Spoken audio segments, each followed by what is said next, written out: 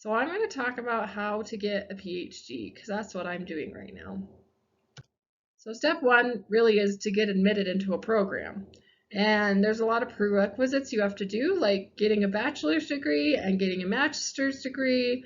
And then you have to figure out what subject you want to go into, and you have to figure out what schools and the deadlines. And then there's all these requirements to submit an application. So you have a GRE sometimes, or letters of recommendation, or writing samples or personal statements, and you submit it and you wait. So I did all this. I wasn't really excited to do all this, but I did it. Letters of recommendation were the thing that stressed me out the very most, but they were, I guess, fine. I reached out to some professors I had taken online classes to, and they didn't really know me, but I gave them a lot of information, and they wrote letters for me. So I submitted my application, and I submitted it to one school because I only wanted to go to one school, and if I didn't get into that school, I just wouldn't have done this. I got waitlisted to that school, so that was like I was on their list, but I was down their list, not at the top of their list. It turns out that I managed to get in, and that was awesome, and I feel really lucky to do that. But I wouldn't recommend that you just apply to one school because that usually doesn't work out. Usually you have to be able to go to different schools, have options. I did not, and it worked out for me. So now I'm in the program and I have to complete all their requirements. Now PhD programs generally have similar requirements. You usually do coursework, and then you have some sort of comprehensive exam, and then you have a prospectus to say what you're going to dissertate on, and then you have a dissertation that you write, which I've heard being called a book that no one ever reads. But it can also just be like a collection of papers or research that you stick together.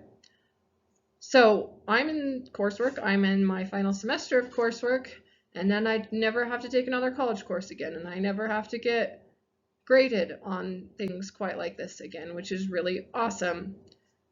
I'm doing that. I'm also a teaching assistant, so I do not pay to get a PhD, and usually you should not pay to get a PhD. There's sources of funding that you can get, such as being a teaching assistant or teaching classes, which I will do starting the summer. I will teach my own classes. And then I'm looking at the fall, I get to write my comprehensive exam paper.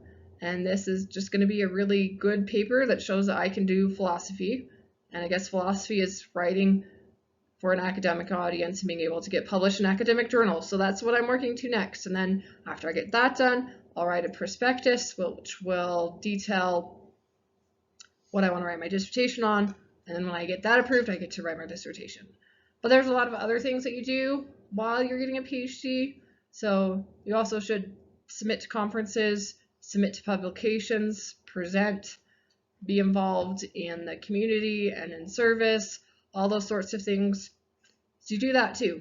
And that's part of your job sort of as a PhD student, is to be involved in the department and be involved in the research and the community of whatever you're doing your PhD in. So that's what I'm doing right now, is I'm getting a PhD, and it's been a pretty good process. It can be a little bit stressful, mostly because you have to get a lot of feedback from other people, and you have to get a lot of rejections sometimes, or revise this, that sort of thing, and you have the grading. Sometimes it's a little hard, but it's actually not been too bad as long as you can manage your time well, which I do all right with. So do I recommend getting a PhD? Probably not for most people. This has been really good for me, but the job market isn't always super good after getting a PhD, depending on what discipline you do it in.